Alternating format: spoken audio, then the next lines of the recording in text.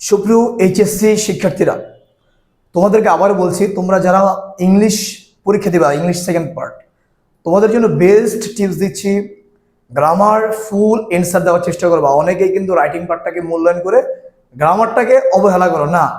গ্রামারে কিন্তু খুব ভালোভাবে পড়বা গ্রামারটা, যেহেতু 60 মার্কস গ্রামার আর 40 মার্কস হচ্ছে তোমার রাইটিং পার্ট। সো গ্রামারটাকে এই এক থেকে তোমার একদম যতগুলো অ্যান্সার আছে সবগুলো প্রপারলি, একের ABCDE, দুইয়ের ABCDE, তিনের ABCDE, এইভাবে প্রত্যেকটা লিখে লিখে যাবা। যেটা তোমার কমন পড়তেছে সেটা লিখে ফেলবা।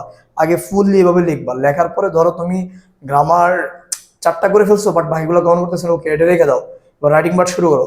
রাইটিং পার্ট ধরে কি করবা, ওইখান থেকে ধরো তোমার হচ্ছে অ্যাপ্লিকেশন আসবে, তারপরে হচ্ছে তোমার স্টোরি আসবে, অনেক কিছু আসবে। এগুলো কিন্তু তোমরা কি করবো, আস্তে এক এক করে লিখে ফেলবা। হ্যাঁ, যেটা কমন পড়বে সেটা, কিন্তু গ্রামারটা আগে একটু খেয়াল রাখবা। গ্রামারে কিন্তু হইলেই মার্কস।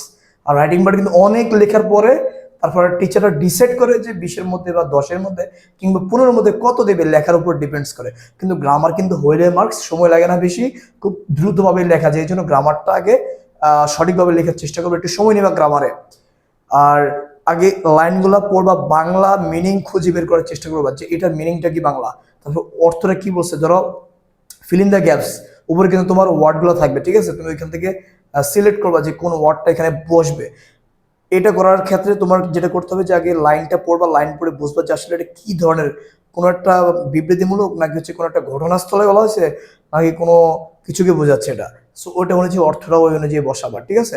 প্রত্যেকটা ওয়ার্ড, বিশেষ করে পাংচুয়েশন, তারপর হচ্ছে তোমার প্যাসেজ ন্যারেশন যেটা আছে, ওটা খুব ভালোভাবে দেখে শুনে এটা কিন্তু বসাবা। অ্যাটলিস্ট খালি রাখবা না, না পারলেও দিয়ে আসবা, 2-3 হলেও পাবা, ঠিক আছে? খালি কোনো অ্যান্সার রাখবা না। আর ভিডিওটা বেশি করে শেয়ার করবা। সবাই ভালো থাকবা। ধন্যবাদ সবাইকে।